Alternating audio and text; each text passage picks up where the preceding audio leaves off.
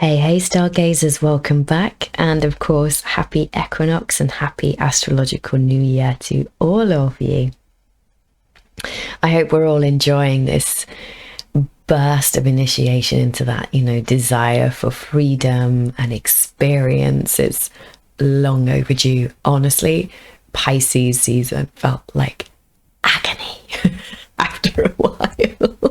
Talk about persecution, much bloody hell.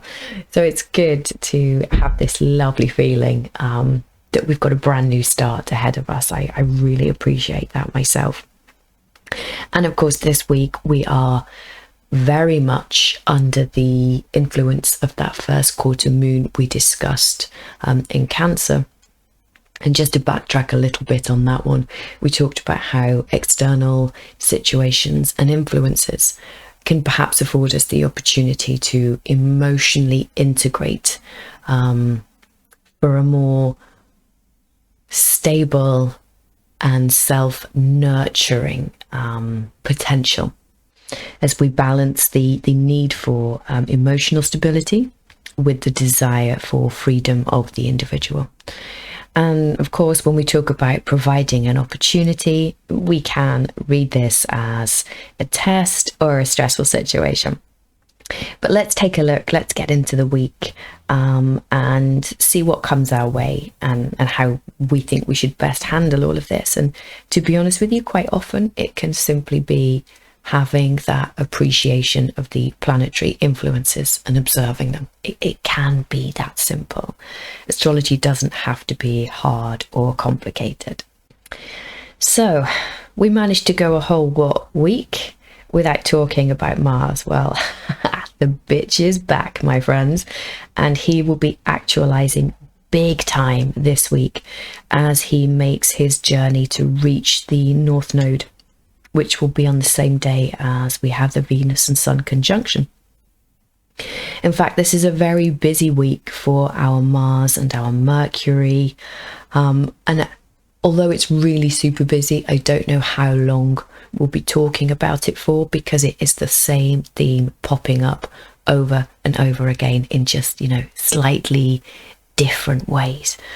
And I forgot to say last week, if you wanted to know a little bit more about the nodal journey or the two energies that we balance on our way forward, I wrote an article on that back last April. I think I have a link to it on my Instagram little link tree thingy, and of course it's on the website. So if you're not that familiar with the nodes and what they mean and what they mean for us right now, go check that out if you're called. So let's take a look at the week. We're going to begin with the 22nd of March, when we have Mars in Gemini trine Saturn in Aquarius at 10 degrees each, and of course under the first quarter moon. So normally I would say this is a really powerful energy exchange, quite straightforward in how I would interpret it. And we could use it to temper our impulse, refine it, and make it more powerful in a less immediate and urgent sense. If you imagine Karate Kid and Mr. Miyagi, the karmic taskmaster and the spiritual warrior are talking. And with Mars, our instinctual response to classify, to order our world, it can feel a little like we're grasping onto our physical experience. We're fully concerned with describing our world and our experience within it, and communicating it, almost as though Mars wants a sanity check from other people. Being in Gemini, of course, he's communicative, he's descriptive, he's left-brained, and there's this desire for a really increased awareness, to share ideas and talk them through. And the whole backwards and forwards of communicating our experience and our gained knowledge through experience will hopefully bring us onto higher ground.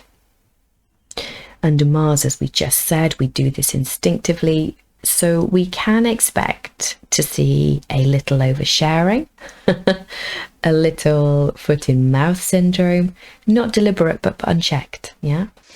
And normally, Saturn would temper this here for us a little bit.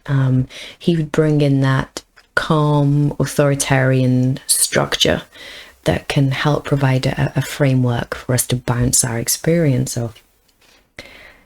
But what of Saturn in the mix here?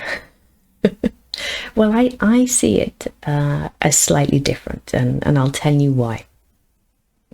I still see Saturn as incredibly confused in Aquarius around about now, all by design, of course. And to understand that, we need to just take a little look at what's coming our way in terms of planetary motion. He does, of course, have 2 more squares with Uranus, Uranus the liberator.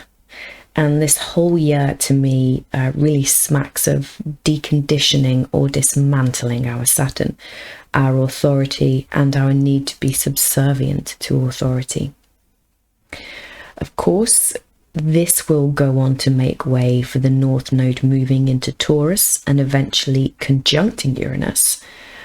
And then following that, we will see Pluto's arrival in Aquarius. But with these two, we aren't talking immediate. We're not talking next week. This is going to be over the course of the next few years. But equally, that means the whole arena of freeing ourselves from crystallized structure, from constrictive structure, and looking objectively at society, society for all, with no flying fucks whatsoever given concerning a perceived need for hierarchy. Uranus doesn't care about that. Uranus sees us all as the same, as well as completely reevaluating our relationship to ourselves, and again a freeing up of long-held appreciation of what enables us to survive. This is going to be shaken up too, and I firmly think that we are going to begin to see where we have perhaps been incredibly misplaced in terms of what we valued in the past, what we believe has sustained us in the past. There's a very definite story going on of Uranian truths, of a new reality, but this will of course mostly be the backdrop to our story, and continually going on, not necessarily behind the scenes, but not as immediately felt as the sort of weekly astrology as such. So yes, all of that given, this trine does feel a little bit more wobbly than it would normally, and perhaps a bit more sinister too, as Saturn is a bit confused and lashing out. And instead of a Karate Kid and Mr. Miyagi theme, we may well see a relationship more along the lines of Johnny Lawrence and Cobra Kai. I do love a bit of Johnny Lawrence though. Equally, if we wanted to flip this slightly, we could look at it as a way to align our desire to seek more freedom within our experiential understanding, by harnessing our own authority or our own autonomy. And that's how I would suggest we make use of this, as opposed to necessarily looking outside of ourselves, looking for the authority of somebody else, but simply perhaps work on refining our own autonomy and our own voice of authority. And just to share this little nod from the heavens, so to speak, on the day after, we have Mars sesqui square Pluto. And this goes along with the whole internal and external dynamics under the current lunar influence, doesn't it? Certainly, as the higher and the lower octaves are aligned, we can really expect to see and hear both internally and externally what we really want to have in our lives, where we wish to be going in life, and what lessons we want to learn too, after Mars is brushed with Saturn. And quite often the sesqui quadrate will reflect the inside on the outside and vice versa. So a great one to tune into, just to have some awareness. I guess it's not always possible with Mars, as he is so instinctual, but I would try it out if I were you. See what comes up. How does it make you feel? In a way, this aspect can be just as felt as the Pluto-Mars trine we had a little while ago, although perhaps slightly more nuanced and intricate, shall we say. And so on the 24th, we begin our series of same but different aspects. And I'm quite tempted to just lump it all in with the same kind of story, same kind of vibe, because that's what it has. Otherwise, I'm going to be listing off the days and saying pretty much exactly the same thing to you all. But let's start. On the 24th, we have Mercury square Mars. And having both of the planets in mutable signs will really, really help navigate the week's aspect's intensity. That flexibility is going to come in really, really handy. Mercury isn't going to be sticking around in Pisces for too long, though. I mean, he wants to get to Aries. He wants to be where the action is. But for now, he's making the most of being in that dreamy, hidden realm, accessing the collective subconscious and bringing that to the forefront of our minds. And I don't know if you do, but if you listen to any of the spiritual speakers, my God, they can't stop. And I mean that in a good way. Given their wiring and their connectivity, certainly worth listening to those you resonate with, as they are, of course, constantly really tapping into the deep waters of Neptune. But equally, so are the rest of you. This is a time to develop your own inner knowing, your own discernment, and your own framework for conscious growth. As emotionally dependent as Pisces can be, it's still worth remembering we are in Aries season and that you have your own sovereign divinity and knowing. So yes, the dreamy subconscious is dictating our thoughts and communication, which when put together with our Mars in one of Mercury's own signs, we can use the tension, can't we, to springboard between the individual spark and the collective wiring. And that needs careful handling. I think hot-headed Mars might pull some verbal punches as he frees himself of any emotional entanglements he isn't down with. Yeah, you might get sick of other people's opinions, even mine, in all the build up to his reaching the North Node. So take time for you, take space, communicate when you feel called, but equally, you don't have to constantly take other people's opinions over your own. Now is a really good time to take that information that's being communicated to you by others, assimilate it into your experience, and then go on to form your own truths, yeah? And let's get a little bit deeper here with our Mars, Mars being our personal, instinctual response, our known desires, and breaking of new ground, all in the realm of that phenomenological left-brained response. So how we understand our experience, how we describe it, and how we classify it and interact with others to sort of keep expanding on that knowledge base is fully colouring our Mars right now, or the collective instinctual response. Personal freedom and individuality is in stressful aspect to Mercury, who, as we just said, is diving deep into the collective subconscious, which really is the link between us all, isn't it? So how can we remain free, autonomous, and individual, as well as a part of the collective and part of humanity?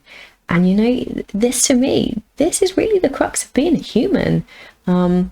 Being able to balance our own sovereignty, our own connection to consciousness, the two extremes, of course, being, if we want to look at the polarized either end of the scale, we can have the individual concerned purely with themselves and satisfying their own needs, even at the cost of others, while equally we see the opposite of this, which is the sense of martyrdom, of persecution, emotional manipulation, unhealthy entanglement and enmeshment, not as in a scorpionic resonance, but simply no personal boundaries, if that makes sense. Yeah, we simply need to learn to balance the two extremes, which I think is acknowledging and loving others as well as their perspectives, but equally loving your own too. Firm appropriate boundaries and trusting your own experience just as much as those communicated to you by other people, and knowing that you're free to choose the experience which most resonates with you. Yeah, you don't have to be pulled into somebody else's point of view, somebody else's experience. This is being emphasized, I think, by that intertwining of mercurial energy by planet and by sign. And as we said, this whole paradigm dominates the week. As each day progressively, we have a new twist on the same theme.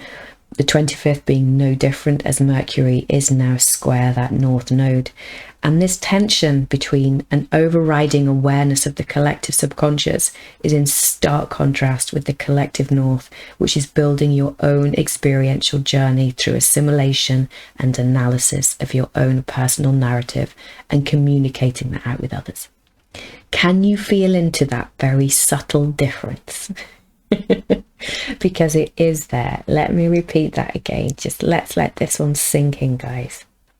We have a tension between an overriding awareness of the collective subconscious, which is in stark contrast with the collective north, building your own experiential journey through assimilation and analysis of your own personal narrative, and obviously communicating that out with others, taking in new information and building ever upwards. There's a difference there, isn't there? And I feel that the latter has a little more autonomy to it. However, it can, of course, result in the sky falling mentality if our fear, which is also ruled by Mars, overrides our signature.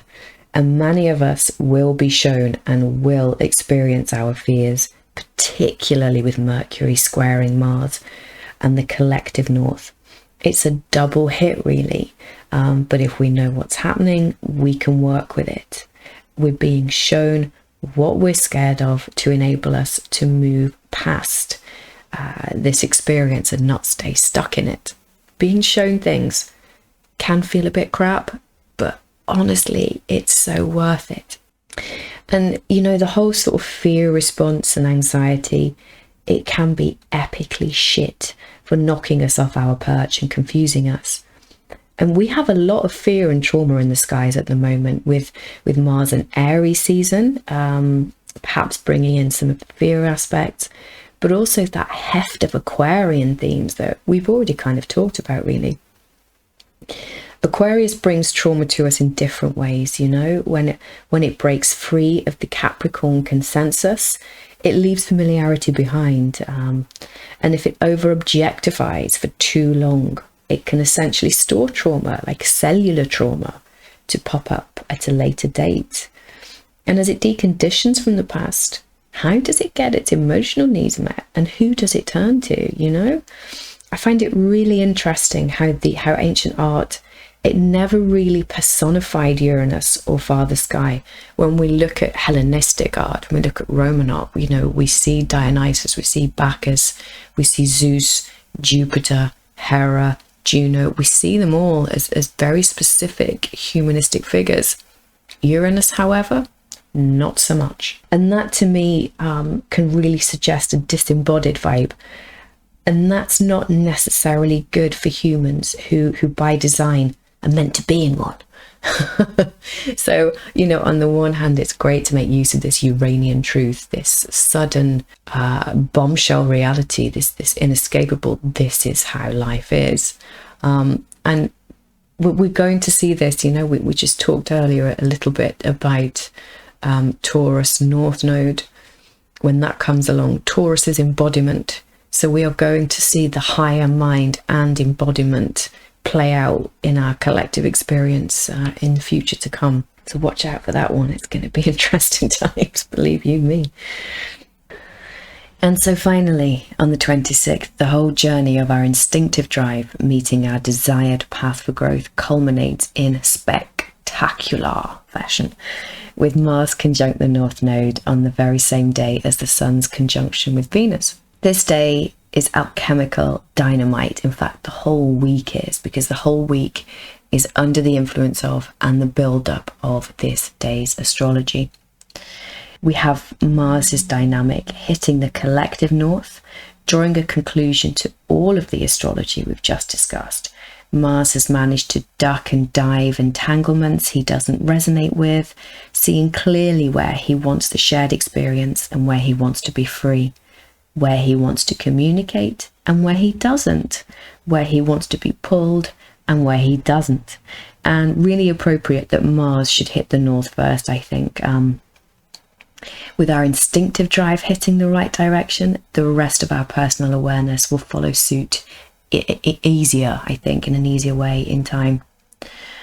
But we also have the Venus and Sun conjunction, and Venus is in warrior Aries. And quite interestingly, actually, the ancient Mayans, they saw Venus very differently to how we now perhaps may see the planet. Venus was seen as one of the warrior twins, and with this context, we have the act of sacred warfare, of defending and attacking in accordance with divine timing and divine guidance. And buildings were aligned with the path Venus makes across the sky, designed to keep track of the orbit. So the governor's palace in Uxmal, I think it was, has various images of Venus, as well as being perfectly aligned with the morning star presentation at the entrance to the building.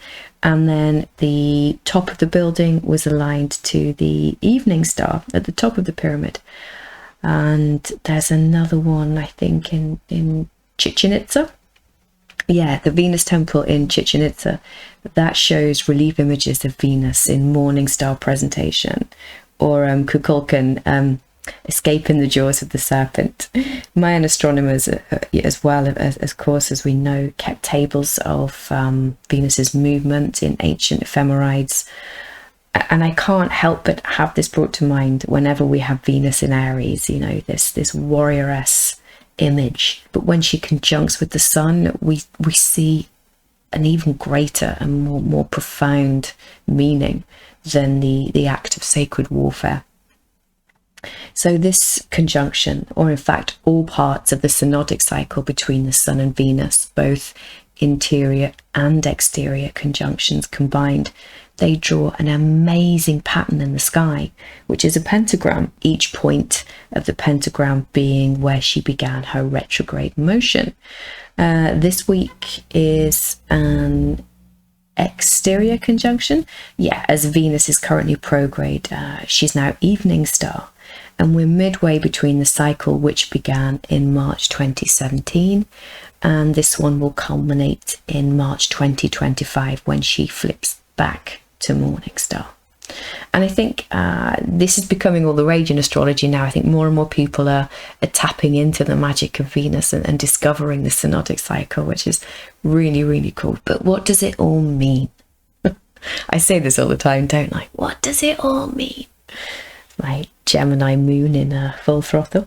There are those of us who see the five-pointed star as acknowledgement of the necessity of the elements.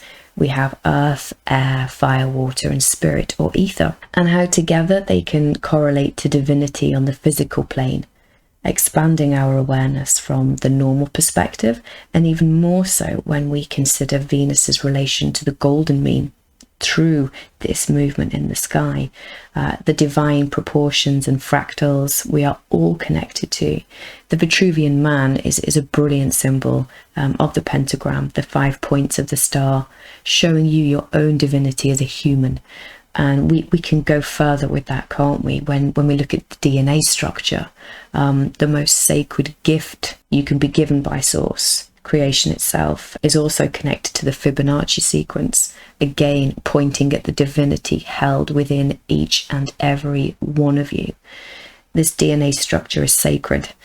It's your own individual spark. It doesn't belong to anyone else, and you should not feel in any way that you have to give this up to appease others in a sense of martyrdom. Another message for me coming through loud and clear with this Aries season, and in particular this week, I feel. And with Venus as evening star, then, we are also seeing the ability to receive or utilize the magnetic pulse.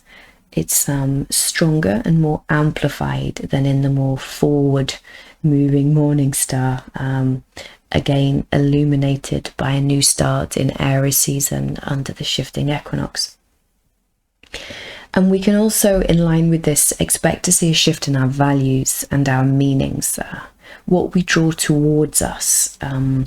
We can begin a whole new vibrational tone if we choose to. Now, vibrational resonance isn't necessarily something we can automatically pick and choose with our egoic construct. And what I mean by that is very few people can just go, oh, I want this now, and receive it. I'm not saying it's impossible, but most of us, if consciously wishing to work with vibrational attraction, we embark upon a journey which begins with noticing what we are attracting, questioning why we're attracting it, and then beginning to do the work to change course if we wish to. And it's a process. I don't want you to think I'm sat here all delusional like.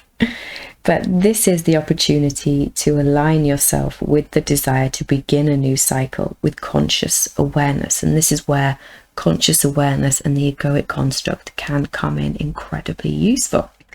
And if we take a look at the skies at this point, again, we have Chiron, we have Ceres, both lending their own input to this initiation. Once again, I think we're being told that there is healing, there is nurturing, there are fresh starts to be had when we can incorporate this defense of personal freedom and desire to act as the individual God spark within the created sphere. That we are indeed just as much the wave as we are the ocean. So on that note, guys, I will love you and I will leave you. Have a blessed week. Stay aware, stand strong in your divinity, stand strong in your sovereignty. Peace out, guys. See you next week.